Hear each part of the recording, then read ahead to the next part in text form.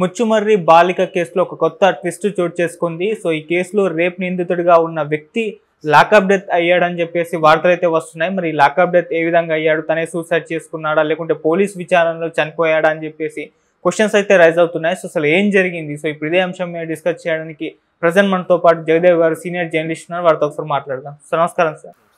Sir Muchumarri బాలిక case ఎంత sensation create చేసిందో మనందరికీ తెలిసింది. సో ఇప్పుడు ఆ కేసులో రేప్ నిందితుడిగా ఉన్న వ్యక్తి లాకప్ డెత్ అయ్యాడని చెప్పేసి వార్తలు రావడం చూస్తున్నాం. అసలు ఏం జరిగింది? నిజంగా లాకప్ డెత్ అయ్యాడా సార్? రేప్ నిందితుడు కాదు, ఇక్కడ చిన్న క్లారిఫికేషన్. రేప్ నిందితులు ఎవరైతే అత్యాచారం చేశారో వాళ్ళు బాలురు, 8th క్లాస్ ఏదో చదువుతున్నారు. నిజంగా అది మాట్లాడడానికి కూడా చాలా జుగుప్సగా అనిపిస్తుంది. వాళ్ళకి సంబంధించి వాళ్ళ కుటుంబ సభ్యుల్ని విచారణకి పిలిచి మాట్లాడినప్పుడు వాళ్ళని అదుపులోకి తీసుకున్నారు.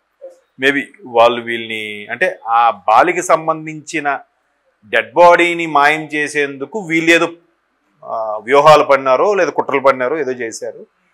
ఆ ముగ్గురికి సంబంధించిన కుటుంబ సభ్యులు ఎవరైతే ఉన్నారో వాళ్ళకు నలుగురిని అదుపులోకి తీసుకున్నారు. ముగ్గురికి బదులు ముగ్గురు కాకుండా నలుగురు, మేబీ నలుగురు హ్యాండ్ ఉందేమో వాళ్ళ అనుమానంలో. అయితే నలుగురిలో ఒకరు నిన్న లాకప్లో చనిపోయారు. అది ఏంటి, ఏం జరిగింది అనేది ఇప్పుడు మిస్టరీ. చేసింది మైనర్లు, చనిపోయింది మైనర్ బాలిక. అబ్బా దాని ఇంపాక్టు తల్లిదండ్రులు కూడా చెప్పాలి అని ఇవాళ రేపు సొసైటీలో కానీ సోషల్ మీడియాలో కానీ బాగా ఘోషగా వినిపిస్తోంది. కానీ ఎవరు పిల్లలు వాళ్ళ దగ్గరకు వచ్చేసరికి ఈ నీతులు ఏమి వినపడవు, వాళ్ళకి కనపడవు. ఏదో తెలియక చేశాడు, ఏదో తప్పు చేశాడు అంటే వాడు ఏదో ఆవేశం చేశాడని మనము చంపుకుంటామా? మనం కూడా వాడు చేసిన పని మనము చేస్తామా? మనిషికి మనకి వాడికి మనకి తేడా ఏంటి? ఇట్లాంటి నీతులని చెప్తూ ఉంటారు. బట్ పిల్లలు ఆ ధోరణిలోకి వెళ్ళిపోతున్నారు అనేది కొంచెం భయంకరమైన బాధాకరమైన విషయం. బట్ దీన్ని వాళ్ళు అదుపులోకి తీసుకున్నప్పుడు ఆ పెద్దలకు పిలిచి కౌన్సిలింగ్ ఇచ్చినప్పుడు లేదా వాళ్ళ తరపున వీళ్ళు ఒకళ్ళతో పుచ్చుకుని మాట్లాడినప్పుడు గట్రా మరి ఏం జరిగిందో వీళ్ళు ఏవి తేడాగా మాట్లాడో తెలియదు. కానీ వాళ్ళు నలుగురు ఎవరైతే ఆ బాడీని మాయం చేయడానికి పిల్లల్ని ఎంకరేజ్ చేసేలాగా పేరెంట్స్ కానీ గార్డియన్స్ ఎవరైతే ఉన్నారో వాళ్ళు చేశారో అందులో నలుగురిని అదుపులోకి తీసుకుంటే ఒకరు లాకప్ డెత్ అయ్యారు. లాకప్లో చనిపోయారు కాబట్టి లాకప్ డెత్ అనగానే పోలీసులు కొట్టిన తీవ్ర దెబ్బలకి ఇట్లా అయిపోయారు అన్నట్టు చెప్తారు. బట్ మిగతా ముగ్గురు ఉన్నారుగా. ఇంకోటి కూడా ఏంటంటే లాకప్లో ఒకరిని ఉంచుతారు లేదా ముగ్గురిని అంతకన్నా ఎక్కువ ఉంచుతారు, కానీ ఇద్దరిని ఎప్పుడు ఒక లాకప్లో పెట్టారంట. ఎందుకంటే ఇద్దరిలో ఉన్నప్పుడు ఒకరు చనిపోతే రెండో వాడు విట్నెస్ కాదు, వాడే చంపేశాడేమో, ఏమో నాకు తెలియదు అంటాడు, నమ్మలేము. ఇలాంటి పరిస్థితులు ఉన్నాయని జైలు శాఖలో ఆ నిబంధన ఉందట. నాకు ఒక మిత్రుడు చెప్తే తెలిసింది. ఇద్దరిని ఎప్పుడు ఎట్టి పరిస్థితులు పెట్టరు, ముగ్గురు అంతకన్నా ఎక్కువ మంది లేదా ఒకరిని ఒక దాంట్లో పెట్టచ్చు. సో అట్లాగా ఈ నలుగురిని ఒక దగ్గరే ఉంచుండొచ్చు. ఒకవేళ పోలీసులు దెబ్బలు తట్టుకోలేక చనిపోతే గనుక మిగతా ముగ్గురు కూడా సివియర్గా ఉండాలి. ఒక్కడనే ఎందుకు కొడతారు? లేదు ఈ ఒక్కడే కీలక పాత్ర పోషించి ఒక్కడనే సెపరేట్ ఉంచి కొట్టారా? మిగతా ముగ్గురు అరెస్ట్ అయి ఉన్నారు కాబట్టి వాళ్ళు ఏం చెప్తున్నారు? ఇవన్నీ కూడా తెలియకుండా మనం అదిగో పులి ఇదిగో తోక అనే విధంగా ఇవాళ రేపు సోషల్ మీడియాలో కొన్ని వార్తలు వస్తున్నాయి. దాన్ని మనం సీరియస్గా పరిగణలోకి తీసుకోకూడదు, తీసుకోలేము కూడా. బట్ బాలికకి ఏదైతే చేశారో దానికి సంబంధించి వాళ్ళ ఆవేశం తగ్గాలి. ఇప్పుడు జనరల్గా ఎవ్వరు కూడా హత్యావదంతం కానీ నేరం చేసిన ఎవరైనా కూడా ఆ ఒక్క ఫ్రాక్షన్ ఆఫ్ సెకండ్స్లో ఉండే ఆవేశం కొద్దీ చేస్తారు.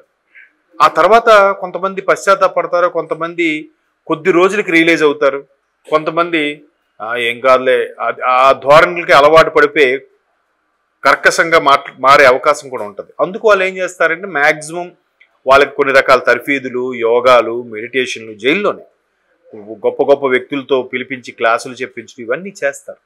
అలా చేయించేటప్పుడు అయినప్పటికీ వాడు మారపోతాడు కర్మ. బయటకు వచ్చాక ఇంకో నేరం చేస్తాడు, ఇంకో ఇది అవుతాడు. బట్ ఈ మైనరు ఈ బాలురు చేసింది అసలు వీళ్ళకి ఆ ఏజ్లో ఆ థాట్ రావడం ఏంటండి? లేదా ఆ పిల్లని ఏదో ఆడుతున్నప్పుడు ఏదో కొట్టి పడేస్తే దాన్ని ఈ విధంగా ఏమైనా చిత్రీకరించారా? నిజంగా ఆ అమ్మాయి పేరు అత్యాచారం చేయబడిందా అంటే చాలా గొప్ప బాధ అనిపిస్తుంది. అసలు అంటే ఆ పదమే చూడండి, ఆ ఏజ్లో ఆ పదం వాడడానికే నాకు ఇబ్బందిగా అనిపిస్తుంది. మొత్తానికి వాళ్ళకి సంబంధించిన సభ్యులు ఒకరు చనిపోవడం అనేది మళ్ళీ వేరే దారి తీస్తుంది. అయితే ఇక్కడ కూడా మళ్ళీ కొన్ని రకాల వాదనలు వినిపిస్తుంటాయి. అటువంటి వాళ్ళని ఎంకరేజ్ చేసే వాళ్ళని కూడా ముందు కాల్చిపడేయాలి, వాళ్ళని చంపేయాలి, నరికేయాలని చెప్పి చాలామంది అభిప్రాయం చెప్తూ ఉంటారు. బట్ నిజంగా వాళ్ళే చేశారా, చేయలేదా?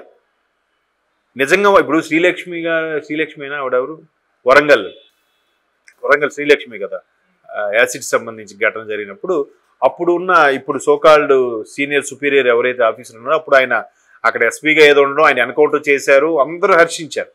బట్ అది వాళ్ళే చేశారని గ్యారంటీ ఏంటి? పోనీ వాడిని ఎన్కౌంటర్ చేశారు, అమ్మాయి మీద ఇలాగా అత్యాచారం చేసి చంపేసిన వాడిని. మరి ఇదే విషయంలో బడా నేతల పిల్లలు కూడా కొంతమందిని ఇట్లా చేసినప్పుడు వాళ్ళ మీద కూడా పోలీసులు ఎంతే ధైర్యంగా చర్యలు తీసుకున్నారా అంటే క్వశ్చన్ మార్కే. ఇప్పుడు గతంలో ప్రత్యూష అని ఒక హీరోయిన్ ఉంటుంది, కలుసుకోవాలని ఏదో సినిమాలో ఉదయకిరణ్ గారు పక్కన చేశారు. తర్వాత స్నేహం అంటే ఏదేరా సినిమాలో నాగార్జున చెల్లిగా కూడా ఏదో యాక్ట్ చేసినట్టు. మరి ఆ అమ్మాయి మటర్ కూడా ఈ రోజుకి క్లారిటీ లేదు. ఆమెను కూడా అత్యాచారం చేసి చంపేశారంటారు కొందరు, లేదు ఆమెకు ఒక బడా నేత కొడుకుతో అఫైర్ ఉంది, అక్కడ ఏదో మాట పట్టించి వచ్చి ఏదో జరిగిందంటారు, రకరకాలు.